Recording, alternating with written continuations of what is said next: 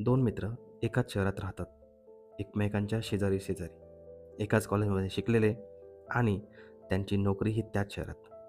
पण त्यांची जीवनशैली पूर्णपणे वेगळी आहे. आता तुम्ही विचार करत असाल, चला हा व्हिडिओ स्किप करूया. काय फालतू बोलतोय? मला याच्याशी काय घेणं-देणं? मी इथे थंबनेल पाहून आलोय. पुढच्या 5 वर्षात मी श्रीमंत कसा होणार? पण मी तुम्हाला सांगतो, जर तुमच्यात फक्त 15 मिनिटं संयम नसेल, तर तुम्ही 5 वर्ष सातत्याने एखादी गोष्ट कशी करणार? ज्यांना स्किप करायचं आहे ते करू शकतात. पण जे लोक या जीवनशैलीचा खरा प्रोसेस समजून घेतील, ते पुढच्या 5 वर्षात नक्कीच पुरेसे श्रीमंत होतील. आता त्या 2 मित्रांकडे परत येऊया. एक आहे रवी आणि दुसरा आहे रमेश. चला त्यांच्या घरात डोकं देऊ.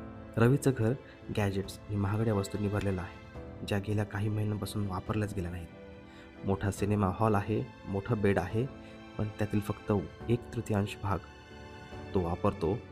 उरलेला 2/3 अजूनही वापरलेला नाही. किचनमध्ये अनेक उपकरणे आहेत आणि साधने आहेत, जी वर्षानुवर्ष पूर्णपणे वापरली गेली नाहीत.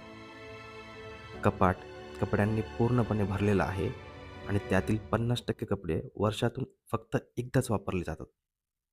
दर महिन्याला भरपूर बिलं, EMI आणि खर्च आहेत आणि बचत किंवा गुंतवणूक जवळजवळ नाहीच. दुसरीकडे रमेशकडे छोटा टीव्ही आहे.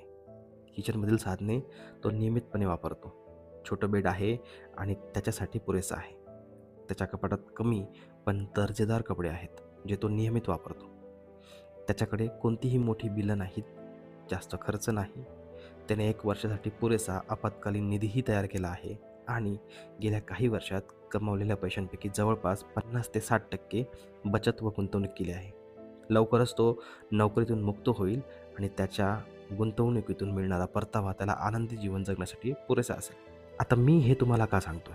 कारण कमी खर्च करणे आणि आवश्यक तेवढंच असणे म्हणजे तुम्ही व्यवस्थित जीवन जगत नाही आहे असा अर्थ नाही होत. जगातील सर्वात यशस्वी आणि श्रीमंत व्यक्तींपैकी एक वॉरन बफेट अजूनही त्यांच्या जुन्या घरात राहतात आणि कमी साधनांचा वापर करतात. श्रीमंत दिसण्यात आणि खरोखर श्रीमंत असण्यात खूप मोठा फरक आहे.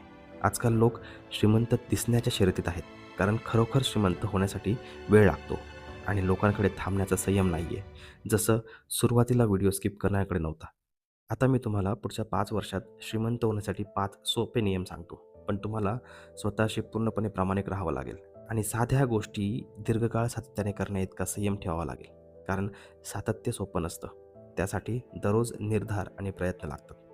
पहिली गोष्ट, सकाळी उठल्यावर स्वतःला 3 गोष्टी सांगा.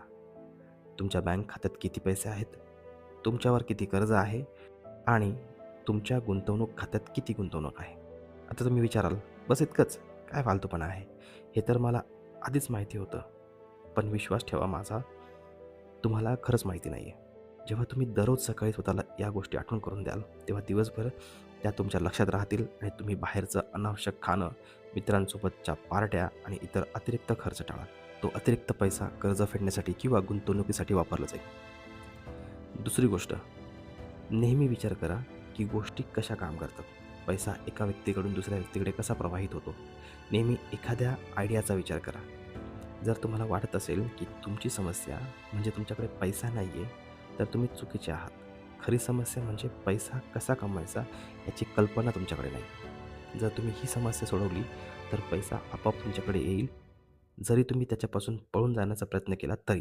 तिसरी गोष्ट, नेहमी मालमत्ता म्हणजे ॲसेट तयार करण्याचा विचार करा. देणी म्हणजे लायबिलिटी नाही. मालमत्ता तुमचा पैसा वाढवते, तर देणी तुमचा पैसा कमी करतात. चौथी गोष्ट, स्वतःच्या समाधानापुरतंच मर्यादित राहा. इतरांना खुश करण्यासाठी काही गोष्ट करू नका. जर एखादी गोष्ट तुम्हाला समाधान देत असेल आणि ती तुमच्या गरजेची असेल, तर त्यावर खर्च करा. काही हरकत नाही.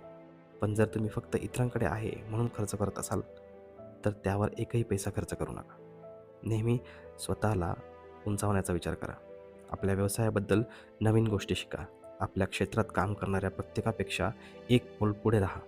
शिकणं कमी असणं गुन्हा नाही आहे, पण जागरूक नसणं हे यशाच्या मागचं सर्वात मोठा अडथळा, सर्वात मोठं गुन्हा आहे.